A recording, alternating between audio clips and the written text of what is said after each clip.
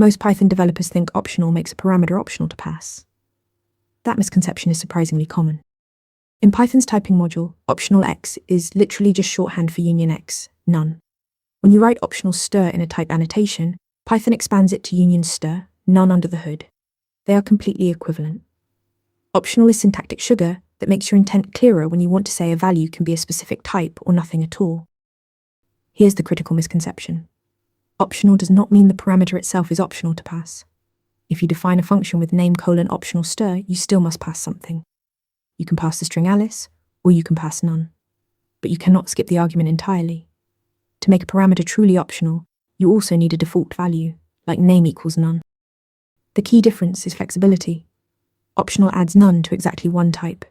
Union can combine as many types as you need. Union of int stir, none lets a value be an integer, a string, or none, which optional alone cannot express.